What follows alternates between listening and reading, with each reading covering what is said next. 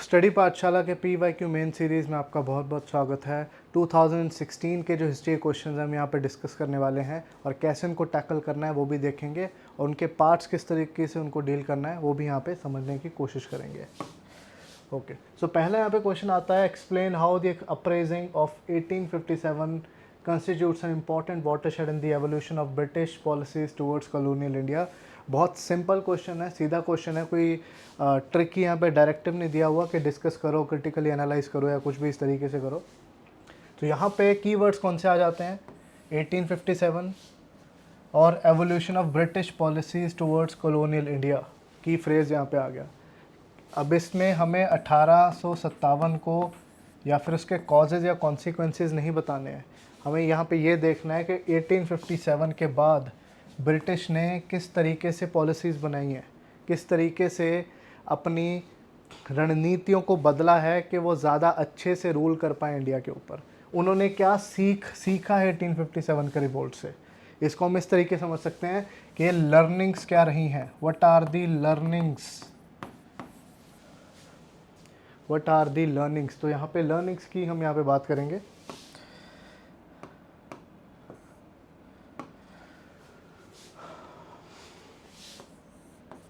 तो मोटे मोटे 2-4 पॉइंट्स जो सबसे पहले दिमाग में आते हैं वो 1857 के बाद कौन कौन से जो उन्होंने मेजर चेंजेस करे हैं वो यहाँ पे थोड़ी सी बात कर लें।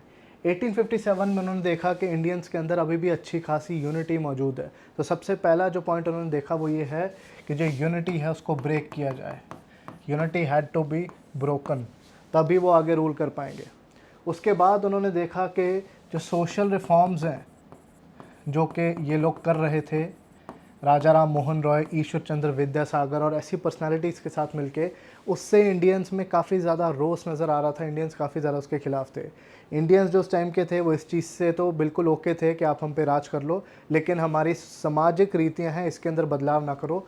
तो इस चीज़ में वो काफ़ी ज़्यादा कहीं ना कहीं प्रॉब्लमेटिक जो वो चीज़ें हो रही थी ब्रिटिश के लिए। सोशल रिफॉर्म्स की जब हम बात करते हैं, जो सती बैन हुआ और बाकी चीज़ें भी जो हुई, तो सोशल रिफॉर्म्स इन्होंने बहुत कम कर दिए कि हमें ज़्यादा इंडियंस को यहाँ पे तंग नहीं करना है। और तीसरी यहाँ पे बात क्या है कि आर्मी के अंदर चेंजेस करने शुरू कर दिए। आर्मी के अंदर जो इंडियन सिपाही थे वो बहुत ज़्यादा तादाद में थे, तो उन्होंने ब्रिटिश ऑफिसर्स की जो गिनती है उनको कंट्रोल करने के लिए ज़्यादा कर दी। एंड देन सबसे बड़ी यहाँ पे बात आ जाती है कि जो ब्रिटिश राज है वो डायरेक्टली यहाँ पे ऑक्यूपाई कर लेता है इंडिया के ऊपर, सीधा जो ट्रांसफ़र ऑफ पावर हो जाता है, तो कंपनी रूल एंड हो जाता है। तो यहाँ पे इंपॉर्टेंट चीज़ क्या है कि कंपनी रूल एंड्स आफ्टर 1857। अब थोड़े और यहाँ पे पॉइंट्स हम देखते हैं। सो ये मोटे मोटे पॉइंट्स हैं जो यहाँ पे आ जाते हैं। सो माइंड मैप्स के थ्रू यहाँ पे हम समझने की कोशिश करते हैं कि कौन कौन से यहाँ पे पॉइंट्स हैं। अब अगेन यहाँ पे फिर से एक कंसंट्रेशन आपको यहाँ पे लेनी होगी कि क्वेश्चन यहाँ पे स्मॉल है या फिर ज़्यादा वर्ड्स वाला है, छोटा क्वेश्चन है या बड़ा है, 150 वर्ड्स है या 250 वर्ड्स है। 150 वर्ड्स होंगे तो आपको बहुत ब्रीफ में लिखना होगा और ज़्यादा एक्सप्लेनेशन नहीं करनी होगी, बिल्कुल वन लाइनर्स की तरह पॉइंट्स को आपने यहाँ पे एक्सप्लेन करना है। 250 वर्ड्स होंगे तो वहाँ पे थोड़ी एक्सप्लेनेशन ज़्यादा हो जाएगी, थोड़े डायमेंशंस आपको और खोलने पड़ेंगे। तो जिस तरीके से वर्ड लिमिट होगी उसी तरीके से आप चीज़ों को मैनेज करेंगे, ये यहाँ पे ऑब्वियस सी बात हो जाती है।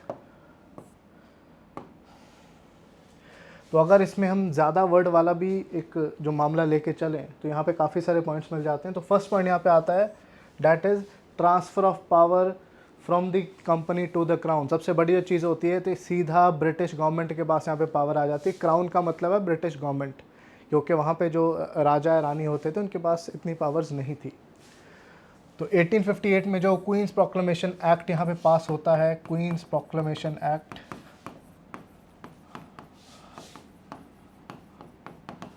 उससे डायरेक्ट इंडिया के ऊपर ब्रिटिश कैबिनेट का या ब्रिटिश सरकार का जो रूल है वो स्थापित हो जाता है। डायरेक्ट ब्रिटिश रूल हम जिसको बोलते हैं।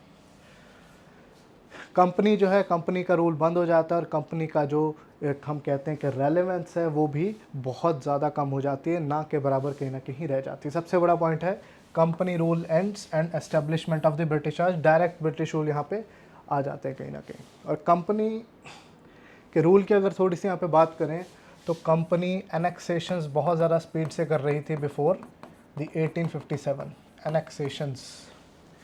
लॉर्ड डलहौजी के टाइम पे बहुत ज़्यादा इलाके कब्जाए गए, जिससे निराशा और ज़्यादा बढ़ रही थी। तो ब्रिटिश राज जैसे ही आया तो उन्होंने एनेक्सेशंस को ना के बराबर कर दिया, सो दैट नाराज़गी लोगों के अंदर कम रहे।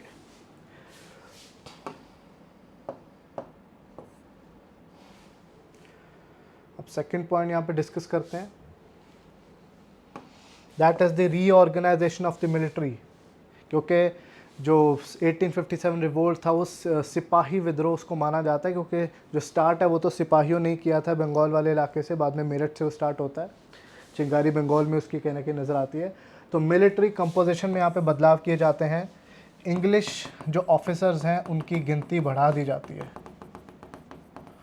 इंग्लिश ऑफिसर्स की गिनती यहाँ पे बढ़ा दी जाएगी, और सिपाहियों का जो प्रोपोर्शन है हल्का सा कम आएगा, हालांकि डोमिनेशन सिपाहियों की ही ज़्यादा गिनती में होगी, और ज़्यादा कंट्रोल रखा जाएगा अब सिपाहियों के ऊपर, ज़्यादा नियम और कानून उन पे रखे जाएंगे। उनके ग्रोथ के रास्ते जो पहले भी कम थे अब और ज़्यादा कम कर दिए जाएंगे, ठीक है। और ज़्यादा लॉयल्टी की प्रमोशन यहाँ पे की जाएगी, सो दैट सिपाही किसी भी सूरत में विद्रोह करता हुआ यहाँ पे ना दिखे। तो यहाँ पे हो गया reorganisation of the military. Then is divide and rule. ये ऐसी चीज़ है जो शुरू से ही रही है ब्रिटिश की पॉलिसीज़, और ये चीज़ यहाँ पे और ज़्यादा प्रोमिनेंटली की जाएगी। 1857 के बाद जो कम्यूनल टेंशन्स हैं वो इंडिया में बहुत तगड़े से आनी शुरू हो जाती हैं। कम्यूनल टेंशन्स, हम ये कहते हैं कि जो पाकिस्तान की नींव रखी गई वो 1857 के बाद ही रखी गई, क्योंकि इसके बाद इनको समझ में आ गया कि हिंदू मुस्लिम और इस तरीके से जो इनको डिफरेंट भागों में जैसे डिवाइड अगर किया जाए तभी इंडिया को अच्छे से रूल किया जा सकता है और ये आपस में इनको लड़ाया जा सकता है। 1857 के बाद ही मुस्लिम सेपरेटिज़म को प्रमोट किया गया, और सर सैयद अहमद ख़ान जैसे जो लीडर्स थे जो कि शुरुआत में तो यूनिटी की बात करते थे, उनको प्रमोट करके मुस्लिम इंटरेस्ट को सेपरेट दिखाया गया। तो हिंदू मुस्लिम जो एक परमानेंट डिवाइड यहाँ पे क्रिएट होता है वो 1857 के बाद होता है, डिवाइड एंड रूल पॉलिसी के तहत। और इसी की वजह से पहले जो मुस्लिम्स के साथ थोड़ा सा एक डिफरेंट इनका बिहेवियर था ब्रिटिश गवर्नमेंट का, अब बाद में इन्होंने जो मुस्लिम कम्युनिटी के ज़मींदार थे, जो पुराने लीडर्स थे, उन्हीं को ऑप्ट करना शुरू कर दिया, उनको सपोर्ट करना शुरू कर दिया, और उनमें सोशल रिफॉर्म्स की बातें बिल्कुल कम कर दी, बिकॉज़ वो नहीं चाहते थे कि बिल्कुल भी मॉडर्नाइजेशन मुस्लिम कम्युनिटी के अंदर आती हुई दिखे कहीं ना कहीं। तो सबसे बड़े पॉइंट्स में से एक है डिवाइड एंड रूल पॉलिसी, जो कि ब्रिटिश यहाँ पे लेके आते हैं।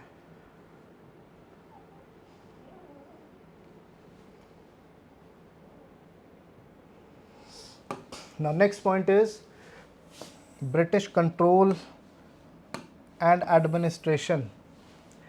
अब 1857 के बाद एडमिनिस्ट्रेटिवली भी बहुत सारे बदलाव किए गए, और इस तरीके से किए गए कि जो ब्रिटिश राज है उसका और बेटर कंट्रोल हो पाए इंडियन सब कॉन्टिनेंट के ऊपर। जैसे कि 1861 में हाई कोर्ट्स बनाई गई, तो इस तरीके से एडमिनिस्ट्रेशन का जाल यहाँ पे बिछाना शुरू कर दिया, सो दैट बेटर एडमिनिस्ट्रेशन वो कहीं ना कहीं यहाँ पे कर पाए। हर चीज़ में इम्प्रूवमेंट करनी यहाँ पे शुरू कर दी, थोड़ा थोड़ा इंडियंस को शामिल भी करना शुरू कर दिया है, ताकि कुछ लेवल की जो नाराज़गी है इंडियंस के अंदर वो कम की जा सके। तो एडमिनिस्ट्रेटिव रिफॉर्म्स यहाँ पे काफ़ी ज़्यादा किए जाते हैं, और 1900s के बाद और ज़्यादा एडमिनिस्ट्रेटिव रिफॉर्म्स जो हैं वो आने शुरू हो जाते हैं। Then fifth point is social and cultural policies.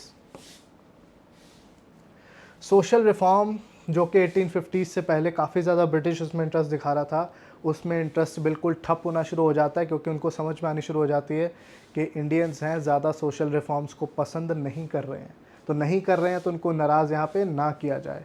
तो जो उनके रिएक्शनरी जो यहाँ पे लीडर्स हैं, जो लीडर्स पुराने ऑर्थोडॉक्स स्वभाव के हैं, उनको ही सपोर्ट करने की बात यहाँ पे की जाए। तो ज़्यादा मॉडर्नाइजेशन जो यहाँ पे ब्रिटिश 1800s में कर रहे थे, शुरुआत में कर रहे थे 1800s में, तो वो यहाँ पे जो नीति है रोक दी जाएगी कहीं ना कहीं। लेकिन उसके साथ साथ कल्चरल पॉलिसीज़ की अगर बात करें तो इंग्लिश एजुकेशन को थोड़ा सा ज़रूर प्रमोट करेंगे, सो दैट जितना वेस्टर्नाइज इंडियंस होंगे उतना ही वो ब्रिटिश के लिए लॉयल साबित होते हुए दिखेंगे। ओके तो जैसे वेमेंस रिफॉर्म्स और वेमेंस राइट्स की बात की जा रही थी, जैसे कि ईश्वर चंद्र विद्यासागर बात करते थे, तो उन सारी चीज़ों में आपको स्लो डाउन दिखेगा आफ्टर 1857। अगर 1857 के बाद वो चीज़ें हुई भी तो नेटिव इंडियंस ने ही इन चीज़ों को कहीं ना कहीं वो आगे लेके गए। Sixth is the changes in economic policies. ना ब्रिटिश को ये भी पता था कि जितना इकोनॉमिक कंट्रोल इंडिया के ऊपर रखा जाएगा उतना ही इंडिया कंट्रोल में रहेगा, तो इकोनॉमिकली जो कंट्रोल है वो और ज़्यादा टाइट होना शुरू हो गया। इंडिया में रेलवेज़ में इन्वेस्टमेंट और ज़्यादा आनी शुरू हो गई, रेलवेज़, टेलीग्राफ्स, इंफ्रास्ट्रक्चर। तो जो बहुत बड़े बड़े ब्रिटिश यहाँ पे मैन्युफैक्चरर्स थे या कैपिटलिस्ट थे वो इंडिया में इन्वेस्ट कर रहे थे और उनको अच्छा खासा यहाँ पे मुनाफा भी कहीं ना कहीं हो रहा था। और इन्वेस्टमेंट तो एक अच्छी बात है, चाहे वो इंडियन करे चाहे वो कोई भी फॉरेनर करे, लेकिन यहाँ पे ये चीज़ इंश्योर की जा रही थी कि जो इंडियन कैपिटलिस्ट है, कि जो इंडियन बिजनेसमैन है या फिर जो राइज करना चाहते हैं, उनका राइज यहाँ पे जितना हो सके उतना रोका जाए। तो ये भी यहाँ पे एक कैलकुलेटेड मूव था।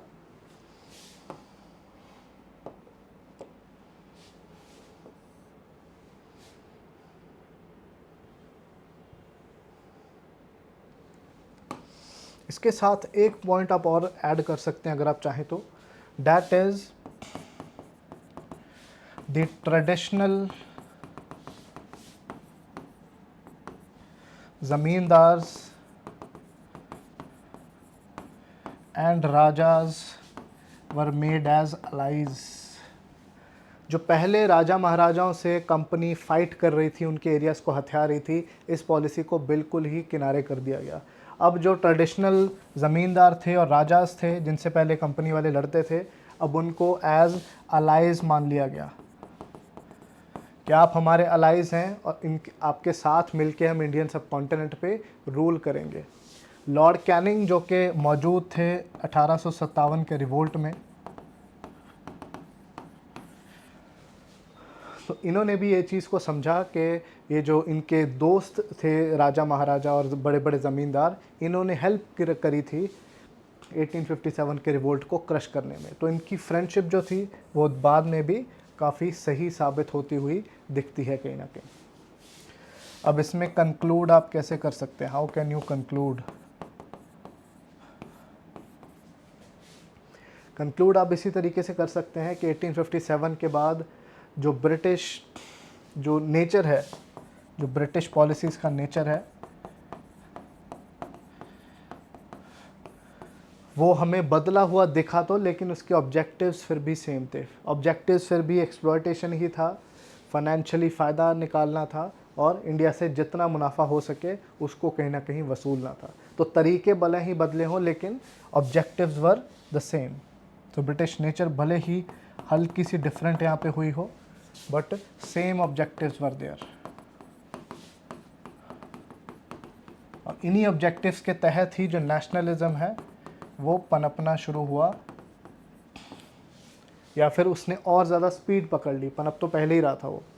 तो इस तरीके से आप कंक्लूड भी कर सकते हैं कहीं ना कहीं चीज़ों का, थोड़ा सा नेक्स्ट नरेशन में देखें, अगली चीज़ें थोड़ा सा एक्सप्लेन करके। तो इस तरह के जो सवाल होते हैं बड़े सिंपल होते हैं, इसमें ज़्यादा पॉइंट्स आपको लिखने हैं, ज़्यादा डायमेंशंस और ज़्यादा एस्पेक्ट्स कवर करने हैं। तो this was comparatively a very simple question. Now next question comes is discuss the role of women in the freedom struggle specially during the Gandhian phase. अब यहाँ पे अगेन ये एक सिंपल सवाल है, कोई डिफ़िकल्ट डायरेक्टिव यहाँ पे नहीं दिया गया है, क्रिटिकली डिस्कस, एल्यूसिडेट या कुछ भी ऐसा। So discuss the role of women, women का रोल यहाँ पे डिस्कस करना है फ्रीडम स्ट्रगल में गांधीयन फेज़ में। तो यहाँ पे वेमेन के रोल को तो आपने डिस्कस करना ही है, लेकिन फ्रीडम स्ट्रगल वाली बात भी करनी है और गांधीयन फेज़, तो डैट मीन्स एक पर्टिकुलर टाइम पीरियड की यहाँ पे बात हो रही है। महात्मा गांधी वापस आते हैं 1915-16 में, उनका जो फेज़ रहता है आज़ादी तक रहता है 47 तक। तो 1915-16 टू 1947 ब्रॉडली हम इसे गांधीयन फेज़ कह सकते हैं। तो इसके अंदर आपने देखना है कि वेमेन का फ्रीडम स्ट्रगल में रोल क्या था और कितने डायमेंशंस या फिर कितने एस्पेक्ट्स इसके बन सकते हैं। So again a very simple question, लेकिन इन एक दो चीज़ों का ध्यान जो है आपको यहाँ पे रखना है।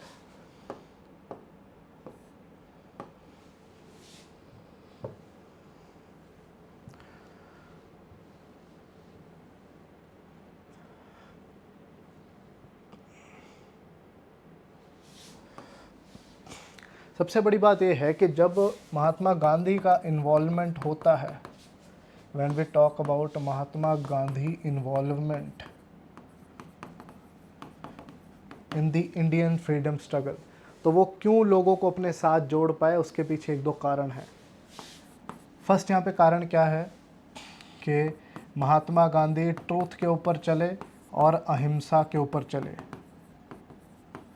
जब भी अहिंसा की बात आएगी तो वहाँ पे विमेन का जो रोल है आपको ज़्यादा नज़र में आएगा, क्योंकि विमेन को रेवोल्यूशनरी एक्टिविटीज़ में आप उतना इंगेज नहीं कर सकते जितना मेन को यहाँ पे आप कर सकते हैं। तो अहिंसा की जहाँ पे भी बात होगी वहाँ पे विमेन्स रोल जो है वो प्रोमिनेंट आपको दिखना शुरू हो जाएगा, क्योंकि विमेन की जो सॉफ्ट पावर है वो मानी जाती है कि अपनी सॉफ्ट पावर के थ्रू वो कहीं ना कहीं अहिंसा को प्रमोट करती हैं और सोसाइटी में एक सॉफ्टनेस लाने की भी बात करती हैं, कोऑपरेशन लाने की भी बात करती हैं।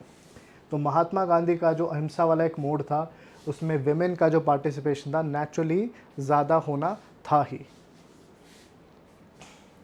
और उससे भी यहाँ पे बड़ी बात यह है कि महात्मा गांधी के आने के बाद अहिंसा वाली बात तो बिल्कुल आई, उसके बाद मास मूवमेंट्स होनी शुरू हुई, मास मूवमेंट्स। और मास मूवमेंट्स में भी वेमेन इमेंसिपेशन की बातें थी, वेमेन्स अपलिफ्टमेंट। महात्मा गांधी ये मानते थे कि वेमेन को भी, लेडीज़ को भी इम्पॉर्टेंट रोल प्ले करना चाहिए आज़ादी के स्ट्रगल में, तभी जाके कहीं ना कहीं बात बनेगी। तो मास मूवमेंट में उन्होंने लोगों को तो जोड़ा ही, लेकिन उसमें वेमेन का सेक्शन है उसको स्पेशल इम्पोर्टेंस दी।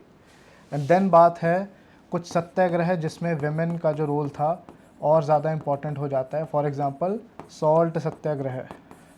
अब सॉल्ट है वो हर रसोई में यूज़ होने वाली चीज़ है, चाहे वो अमीर घर की रसोई है या फिर गरीब घर की, लेकिन जो रसोई का डिपार्टमेंट है वो लेडीज़ का डिपार्टमेंट होता है। तो सॉल्ट सत्याग्रह को कहीं ना कहीं उजागर करके वेमेन का जो डिपार्टमेंट है, वेमेन का जो रोल है, उन्होंने और ज़्यादा यहाँ पे प्रोमिनेंट किया।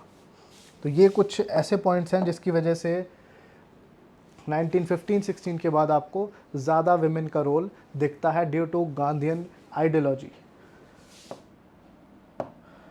अब देखते हैं कि किस किस फील्ड में जो रोल है विमेन का आपको दिखेगा।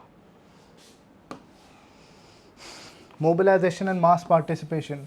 जब हम बात करते हैं नॉन कॉपरेशन मूवमेंट की, तो वहाँ पे सरोजिनी नायडू जैसे लीडर्स का काफ़ी ज़्यादा इम्पोर्टेंस था। तो इन मूवमेंट में उन्होंने पार्टिसिपेट किया, सिविल डिसोबीडियंस में उन्होंने पार्टिसिपेट किया, इवन क्विट इंडिया मूवमेंट में भी उन्होंने पार्टिसिपेट किया। हालांकि क्विट इंडिया मूवमेंट लार्जली एक अनकंट्रोल्ड मूवमेंट थी, लेकिन फिर भी इनके डिफैक्टो जो हम लीडर हैं वो महात्मा गांधी को ही कहीं ना कहीं कह सकते हैं। तो मास पार्टिसिपेशन में विमेन का यहाँ पे रोल आ गया। And then even Mahatma Gandhi का जो एक इम्पॉर्टेंट एस्पेक्ट था उनकी फ़िलासफ़ी का, वो क्या था कि विलेजेस को हमें सुधारना चाहिए, गांव को। और विलेजेस की जब सुधार की बात आती है तो वहाँ पे विमेन्स रोल भी इम्पॉर्टेंट होता है, क्योंकि women play a very significant role in village campaigns. आज भी अगर बात करें आज के समय की, तो ज़्यादा विलेज में रहने वाले जो जेंडर की बात करें तो यो फीमेल्स ही हैं। There is something that is called feminisation of agriculture. तो विलेज में जब भी सुधार की बात होगी तो विमेन का जो सुधार है वो और ज़्यादा पेस पकड़ लेगा। तो जब ग्रास रूट्स मोबिलाइजेशन होगी महात्मा गांधीयन फेज़ में, और जब खादी की बात होगी, खादी कपड़े की बात होगी, तो वहाँ पे विमेन बहुत बढ़ चढ़ के यहाँ पे पार्टिसिपेट करती हुई नज़र में आएंगी। क्योंकि इंडियन वेमेन का जो यहाँ पे स्ट्रगल था वो सिर्फ आज़ादी के लिए नहीं था, वो खुद के लिए भी था, खुद की लिबरेशन के लिए भी कहीं ना कहीं था। तो दोनों चीज़ें यहाँ पे कंबाइन हो जाती हैं।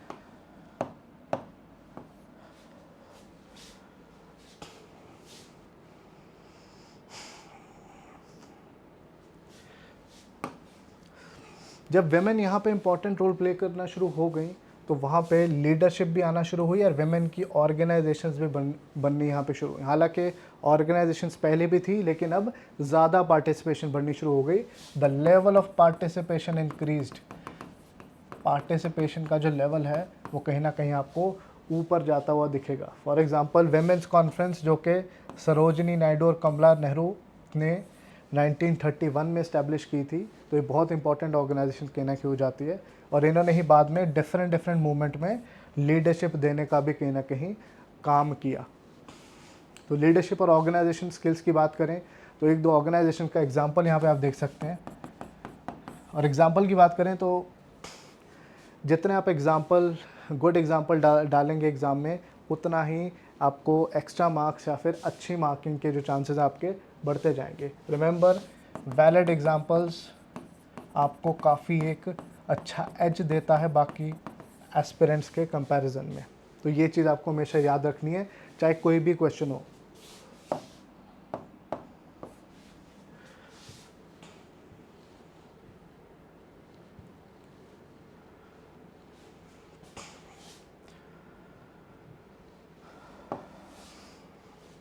अब कल्चरल एंड आइडियोलॉजिकल कंट्रीब्यूशन, अब इसमें बहुत ज़्यादा कंट्रीब्यूशन आपको लिटरेचर और आर्ट फील्ड में इस टाइम पे नहीं मिलेगा, लेकिन फिर भी सरोजनी नायडू जिसका हमने अभी पहले बात किया, तो उन्होंने कुछ ऐसी पोएम्स लिखी जिसकी वजह से लिटरेचर का भी यहाँ पे इम्प्रूवमेंट होता है और उसको हम फ्रीडम स्ट्रगल के साथ भी कहीं ना कहीं जोड़ सकते हैं। सिमिलर हम यहाँ पे भीकाजी कामा जो कि यूरोप में रहती थी, उन्होंने भी नेशनलिज्म की काफ़ी तगड़े से बात की, तो यहाँ पे इनका रोल भी कहीं ना कहीं उजागर हो सकता है क्योंकि लिटरेचर के थ्रू इन्होंने भी फ्रीडम स्ट्रगल को प्रमोट किया। हालांकि इसमें एग्जांपल्स बहुत ज़्यादा नहीं होंगे लेकिन फिर भी एक वैलिड पॉइंट यहाँ पे ज़रूर बनता है। रेडिकल मूवमेंट, ये एक बहुत इंपॉर्टेंट चीज़ है। 1920s के बाद वेमेन रेवोल्यूशनरीज़ का भी आपको काफ़ी बड़ा रोल दिखता है, जिन्होंने सूर्य सेन और बाकी रेवोल्यूशनरीज़ के साथ मिलके ब्रिटिश ऑफिसर्स को मारने की साजिश की और कईयों ने यहाँ पे मारा भी। स्पेशली अगर बंगाल की बात करें तो बंगाल ने इसमें काफ़ी लीड लिया हुआ था।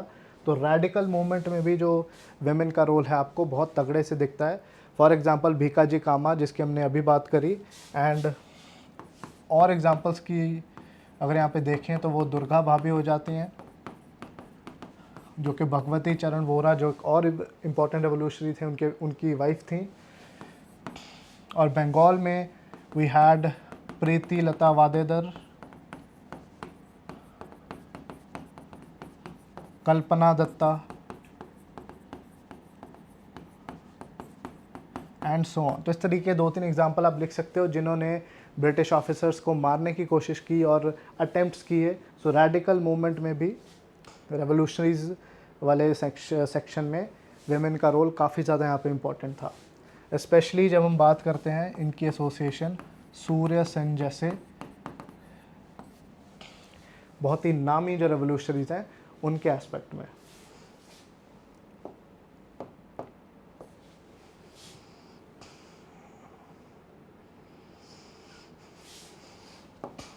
यहाँ पे एक और ऐसा एंगल है जो आप यहाँ पे ऐड कर सकते हैं, वो है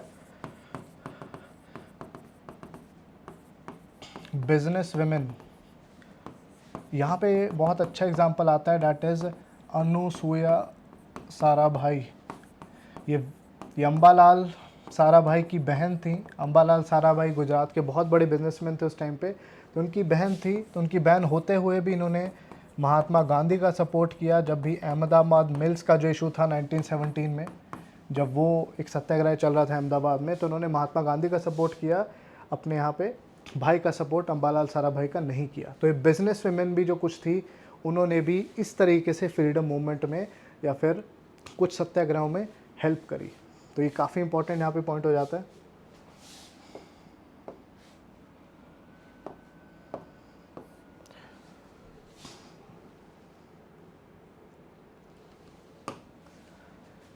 अब यहाँ पे आप कंक्लूड कैसे करेंगे, how can you conclude. History के जितने भी क्वेश्चंस हैं आप उसको प्रेजेंट के साथ कंक्लूड कर सकते हैं, ठीक है, और थोड़ा ऑप्टिमिस्टिक टोन उसमें कहना कहीं दिखना चाहिए आपको। तो you can conclude by saying that कि ये जो वेमेन है ये आज भी इंस्पिरेशन प्रोवाइड करने का काम कर रही हैं पूरी इंडिया के विमेन को और पूरे वर्ल्ड को, रादर ओवरऑल जो वेमेनहुड की अगर बात करें, ठीक है। और आज विमेन का जो वर्चस्व है आपको डिफरेंट फील्ड में देखने को मिलता है, चाहे वो स्पेस हो, चाहे वो स्पोर्ट्स हो। अभी ओलंपिक्स चल रहे हैं, उसमें भी आप देख सकते हैं कि women are dominating in the medal tally, जबकि हम इंडिया की बात करते हैं, और इवन अदर कंट्रीज़, चाहे वो एडमिनिस्ट्रेशन हो, चाहे वो कुछ भी हो। तो you can link it with the present और उसको इंस्पिरेशनल टोन देके कंक्लूजन कहीं ना कहीं किया जा सकता है। कोई कोट भी यहाँ पे यूज़ कर सकते हैं। सो ईदर वे, जिस तरीके से आपको सूट करे। So this is how you can go about it. फिर से वही चीज़ आ जाती है कि जो कंक्लूजन है आपका वो ऑप्टिमिस्टिक होना चाहिए और it should make sense comparison with the present. Next question जो कि 2016 में आया था, डैट इज़ फिर से महात्मा गांधी से ही जुड़ा हुआ है। Highlight the differences in the approach of Subhash Chandra Bose and Mahatma Gandhi in the struggle for freedom. फिर से महात्मा गांधी का ही सवाल यहाँ पे आ जाता है और क्वेश्चन फिर से स्ट्रगल ऑफ फ्रीडम पे आ जाता है, लेकिन यहाँ पे जो कंपैरिजन है वो किसके साथ है? सुभाष चंद्र बोस। तो ये कंपैरिजन का क्वेश्चन है, तो अगेन सिंपल है, कुछ तगड़ा यहाँ पे जो हम कहते हैं डायरेक्टिव है नहीं यहाँ पे पूछा गया है। तो यहाँ पे सुभाष चंद्र बोस और महात्मा गांधी को जब हम कंपेयर करते हैं तो इनकी आइडियोलॉजी और अप्रोच में काफ़ी डिफरेंस था। जहाँ पे सुभाष चंद्र बोस थोड़े रेडिकल थे,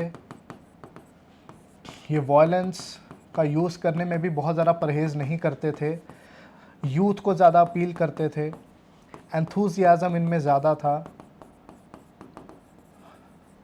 प्रैक्टिकल अप्रोच के साथ ज़्यादा चलते थे।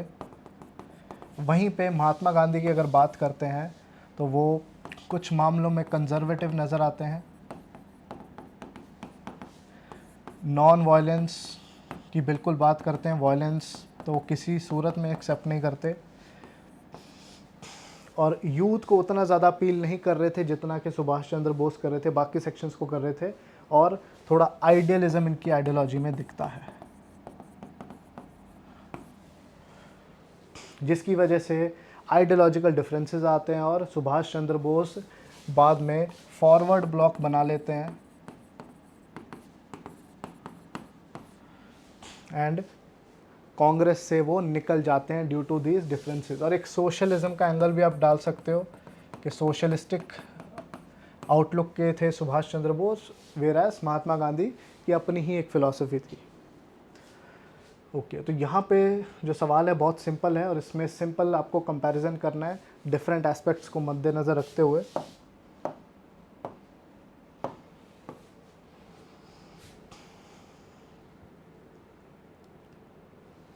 आइडियोलॉजी की बात करें, जैसे हमने अभी बात करी, महात्मा गांधी का फोकस नॉन वायलेंस और ट्रूथ पे था, पीसफुल प्रोटेस्ट की, सिविल डिसोबीडियंस की बात करते थे, मॉरल इंटेग्रिटी की बात करते थे। वेयर एज सुभाष चंद्र बोस जो थे वो भी पीस की बात करते थे, लेकिन मिलिटेंसी, आर्म्ड स्ट्रगल, वायलेंस, जैसे उन्होंने आज़ाद हिंद फौज भी बनाई, तो इन चीज़ों से गुरेज उनका नहीं था। उन्होंने कहा कि जहाँ पे ज़रूरत हो वहाँ पे लड़ना भी चाहिए। तो थोड़ा आपको प्रैक्टिकल यहाँ पे आउटलुक दिख रही है कि बिल्कुल आइडियलिज्म पे नहीं चल रहे हैं, ठीक है। ऐसा नहीं है कि हर चीज़ में महात्मा गांधी को अपोज कर रहे थे, लेकिन कुछ चीज़ों पे ये अग्री नहीं करते थे। मेथड्स ऑफ स्ट्रगल की बात करें तो वो भी कहीं ना कहीं आइडियोलॉजिकल फाउंडेशंस के साथ ही पॉइंट आ जाता है। Mahatma Gandhi again mass movements को ऑर्गेनाइज करते थे पीसफुल तरीके से, जैसे non cooperation, salt march and so on. Whereas Subhash Chandra Bose जब इनकी बात करते हैं तो इन्होंने आज़ाद हिंद फौज बनाई, इन्होंने बनाई आज़ाद हिंद फौज और उससे हमला करके देश को आज़ाद करवाने की बात की। That is a different thing कि वो नहीं हो पाया, तो इनका तरीका यहाँ पे बिल्कुल ही अलग था। महात्मा गांधी बिल्कुल भी जर्मनी और जापान जैसे कंट्रीज़ का साथ नहीं लेना चाहते थे, whereas Subhash Chandra Bose again practical outlook use करते हुए यहाँ पे जर्मनी, जापान का सपोर्ट लेने से बिल्कुल कतरा नहीं रहे थे। तो रियल पॉलिटिक को यहाँ पे फॉलो कर रहे थे कि जिस चीज़ से भी इंडिया का फ़ायदा होता है वो चीज़ हमें आज़ादी के लिए कर लेनी चाहिए।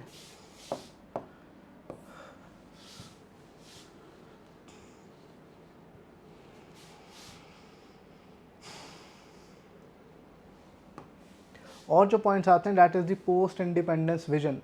जबकि महात्मा गांधी की विजन की बात करते हैं तो वो डिसेंट्रलाइज्ड इंडिया को बनाना चाहते थे, डिसेंट्रलाइज्ड इंडिया, जहाँ पे जो डेवलपमेंट का जो यूनिट है वो एक गांव है, विलेज। और महात्मा गांधी बिल्कुल भी इंडस्ट्रियलाइजेशन में विश्वास नहीं रखते थे। वो कहते थे कि छोटे छोटे खादी के या फिर स्मॉल कॉटेज इंडस्ट्रीज़ होनी चाहिए गांव के लेवल पे, और गांव से ही विकास की जो शुरुआत है वो होनी चाहिए। वो इंडस्ट्रियलाइज सोसाइटीज़ को काफ़ी ज़्यादा इमोरल मानते थे और ख़राब मानते थे। वेर एज जो यहाँ पे सुभाष चंद्र बोस हैं वो सोशलिस्टिक आउटलुक के थे, और वो कहते थे कि सरकार को नेशनलाइजेशन की तरफ जाना चाहिए और बड़े बड़े इंडस्ट्रीज़ लगा के देश को आगे ले जाना चाहिए। तो जवाहरलाल नेहरू के साथ इनकी जो आउटलुक थी वो काफ़ी ज़्यादा सिमिलर थी इस मामले में। तो सेंट्रलाइज स्ट्रॉन्ग इंडिया बनाना चाहते थे हैवी इंडस्ट्रियलाइजेशन के साथ।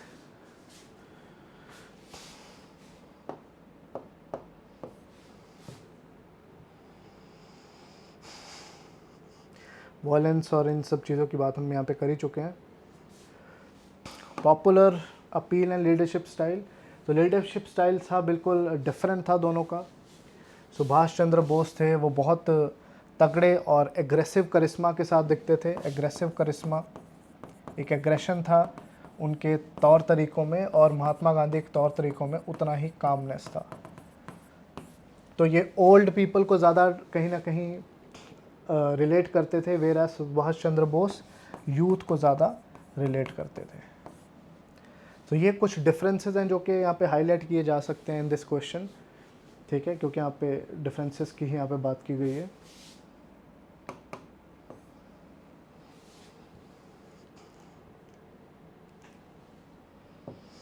इंट्रोडक्शन में एक दो लाइन आप दोनों पे लिख सकते हैं, सुभाष चंद्र बोस एंड महात्मा गांधी।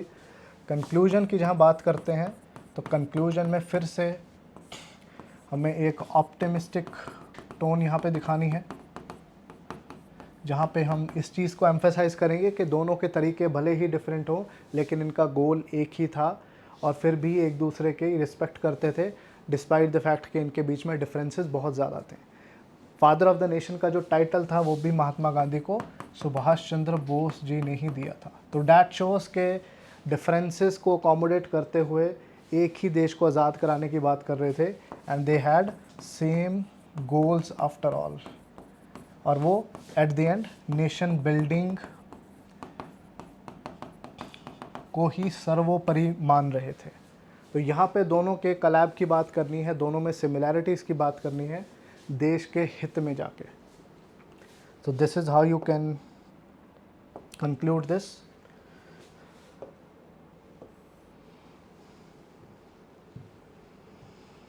अब नेक्स्ट क्वेश्चन है, ये बड़ा टेढ़ा क्वेश्चन है जो कि 2016 में आया था।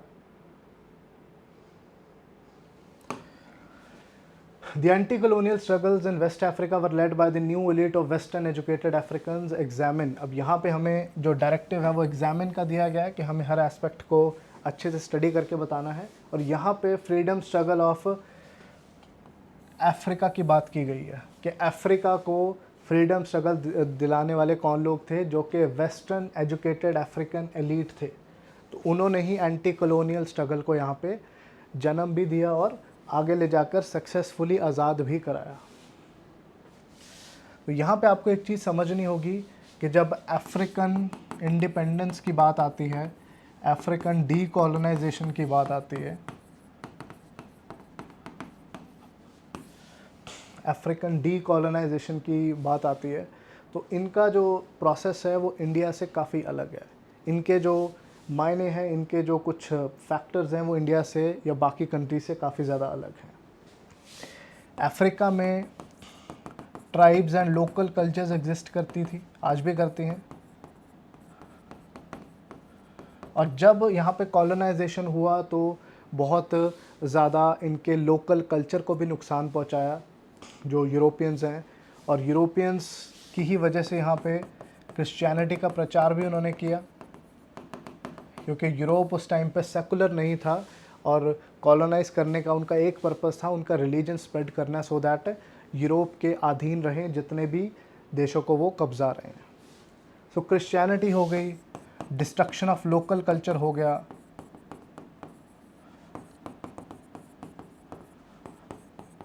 तो ये कुछ ऐसे पॉइंट्स हैं जिसकी वजह से अफ्रीका को जो नुकसान हुआ है वो इंडिया से भी बहुत ज़्यादा हुआ है जब उनके कल्चर की बात करते हैं। तो अब बहुत ही एक कॉन्ट्राडिक्शन वाली बात है कि जो वेस्ट में पढ़ के अफ्रीकन लीडर्स आ रहे हैं, जब उन्होंने कॉलोनाइजेशन, इक्वालिटी, ह्यूमैनिटी जैसी चीज़ों को वेस्टर्न यूनिवर्सिटीज़ में जाके स्टडी किया, तो उन्होंने ही देखा कि अफ्रीका के अंदर जो कॉलोनियल पावर्स हैं, चाहे वो ब्रिटिश हैं, फ्रेंच हैं, बेल्जियंस हैं, जर्मन्स हैं, कोई भी हैं, वो काफ़ी ज़्यादा ज़्यादती कर रहे हैं और उनसे कहीं ना कहीं हमें आज़ादी चाहिए।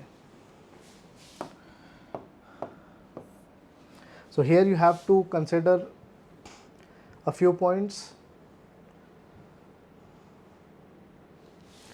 तो यहाँ पे मेन बात क्या हो जाती है कि वेस्टर्न एजुकेशन, जो कि इंडिया वाले केस में भी कुछ काफ़ी हद तक ट्रू था, ने मेन रोल यहाँ पे प्ले किया है इन अफ्रीकन डीकोलोनाइजेशन।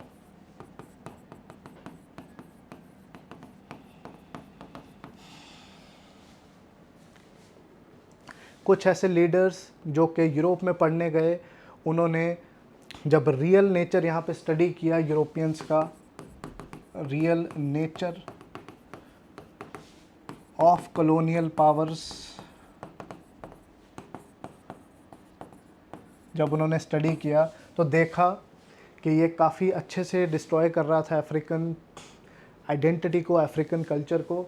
सो जब वेस्टर्न एजुकेशन कुछ अफ्रीकन लीडर्स को मिलनी शुरू हुई, उन्होंने जब एनालाइज किया इस कॉलोनाइजेशन के प्रोसेस को, तभी जाके उनको ये अच्छे से चीज़ें समझ में आई कि कॉलोनियल जो प्रोसेस है, जो लूट है, जो ब्रिटिश, फ्रेंच और बाकी लोग कर रहे थे, वो किस तरीके से कर रहे थे। तो बहुत ही अजीब बात है कि वेस्टर्न एजुकेशन के थ्रू ही जो कॉलोनियलिज्म, एंटी कॉलोनियलिज्म स्ट्रगल का जो बीज है वो बोया गया था। और वो कुछ ही लीडर्स थे जिन्होंने अपने ही देश में आके अपनी बिरादरी को, अपने ट्राइब्स को जगाया और बाद में इंडिपेंडेंस भी कहीं ना कहीं लेटर ऑन इंश्योर करी। तो जब भी हमने इस क्वेश्चन की जब बात करनी है, तो वी हैव टू प्रूव कि जो वेस्टर्न एजुकेटेड एलीट हैं, जिसमें एक दो एग्जांपल्स आपको पता होने चाहिए। क्वामे क्रूमा, जो कि घाना के लीडर थे और जो के बाद में नॉन अलाइंड मूवमेंट में भी इंडिया के साथ आए थे, ये यहाँ पे एक इम्पॉर्टेंट लीडर बन जाते हैं। जूलियस नेरे, जो कि तंजानिया के थे, ईस्ट अफ्रीका में, वो भी इम्पॉर्टेंट लीडर बन जाते हैं। तो ये दो तीन एग्जांपल्स हैं जिनकी वजह से इट कैन बी प्रूव्ड कि वेस्टर्न एजुकेटेड जो कुछ लीडर्स थे, उन्होंने अफ्रीका को आज़ाद कराने में काफ़ी इम्पॉर्टेंट जो है रोल यहाँ पे प्ले किया है। क्योंकि डेमोक्रेसी, नेशनलिज्म जैसी और ह्यूमन राइट्स जैसी जो चीज़ें हैं, वो वेस्टर्न फ़िलासफ़ी यहाँ पे पढ़ाने का काम करती हैं। और जब उन्होंने ये चीज़ें एनालाइज की, तो यही कंसेप्ट उन्होंने अपने अफ्रीकन कंट्रीज़ में भी लगाने शुरू कर दिए। यही लीडर्स यूरोप से पढ़ के बाद में अपनी ट्राइब्स या अपने कंट्रीज़ या अपने नेशंस को उन्होंने ऑर्गेनाइज़ करना शुरू कर दिया, उन्हें जगाना शुरू कर दिया। और फिर बाद में जो एक एंटी कॉलोनियल स्ट्रगल है वो आनी शुरू हो गई। पॉलिटिकल पार्टीज़ भी बनाई गई, मास मूवमेंट्स भी यहाँ पे किए गए और नेशनलिस्ट आइडियोलॉजी भी बनाई गई। और अफ्रीका की एक पर्टिकुलर बात, जो डिफरेंट बात है, जो कि एशिया और बाकी कॉन्टिनेंट से अलग हो जाती है, वो क्या है? A concept called pan अफ्रीकनिज्म।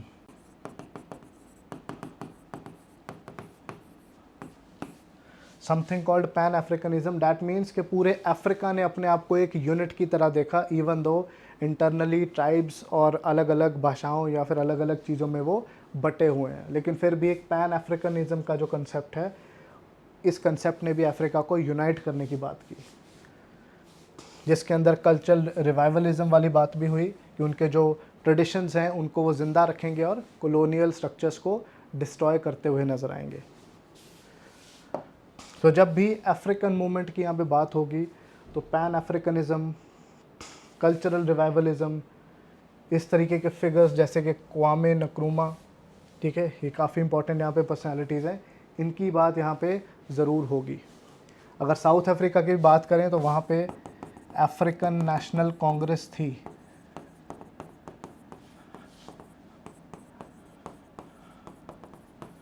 तो इन्हीं पार्टीज़ के चलते इनको आज़ादी बाद में मिलती है 1950s और 60s में। इनका जो डीकॉलोनाइजेशन का प्रोसेस है इंडिया के 10 या 20 साल बाद कहीं ना कहीं होता है, तो 1950s-60s तक धीरे धीरे करके सारे देश आज़ाद होने शुरू हो गए।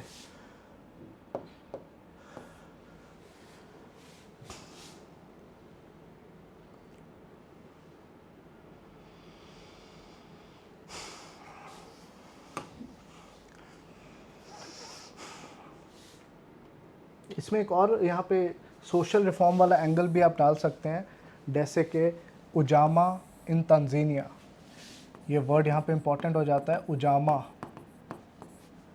ये एक ऐसा कंसेप्ट है जो कि अफ्रीका में ब्रदरहुड को प्रमोट करता है।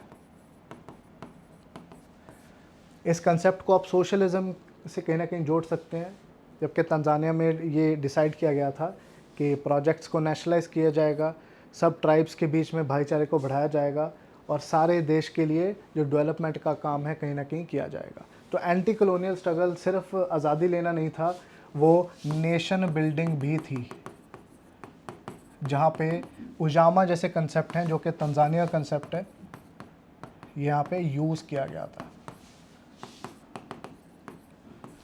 लेकिन नेशन बिल्डिंग का कंसेप्ट बड़ा ही टिपिकल था अफ्रीका में, क्योंकि जब अफ्रीकन नेशंस को बनाया गया था बाय द यूरोपियन पावर्स, जब लाइंस खींची गई थी, बाउंड्रीज खींची गई थी 1884 बर्लिन कॉन्फ्रेंस में, तो बहुत ही पुअर तरीके से खींची गई थी और ट्राइब्स इधर उधर बट गई थी। तो due to these things, due to poor demarcation of boundaries को अच्छे से सबके साथ मिल बैठ कर नहीं उनको डिसाइड किया गया।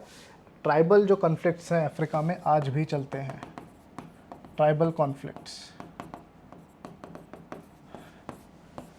तो ये ट्राइबल कॉन्फ्लिक्ट्स आज भी चल रहे हैं, जिसकी वजह से अफ्रीका आज भी कहीं ना कहीं वायलेंस की गिरफ्त में रेगुलरली रहता है। तो वहाँ पे डीकॉलोनाइजेशन हुई, सारी चीज़ें हुई, लेकिन still many problems persist in Africa, चाहे वो कोई भी कंट्री आप देख लीजिए।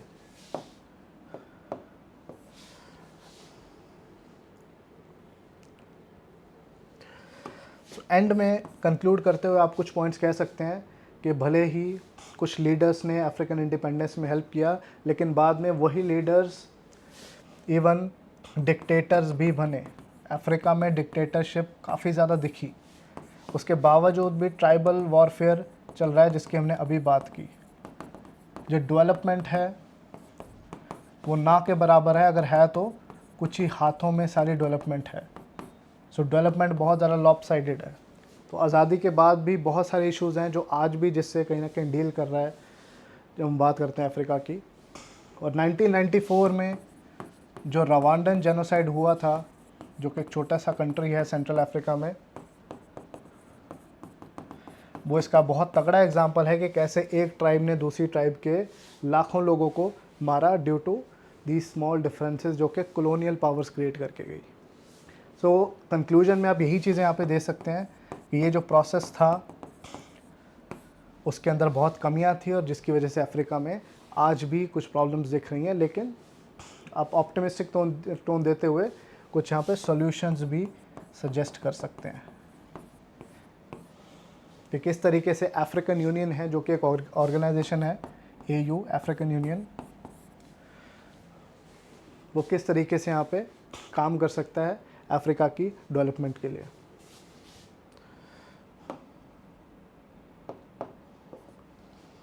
सो ये था आज का सेशन, जहाँ पे हमने हिस्ट्री क्वेश्चन यहाँ पे डिस्कस किए।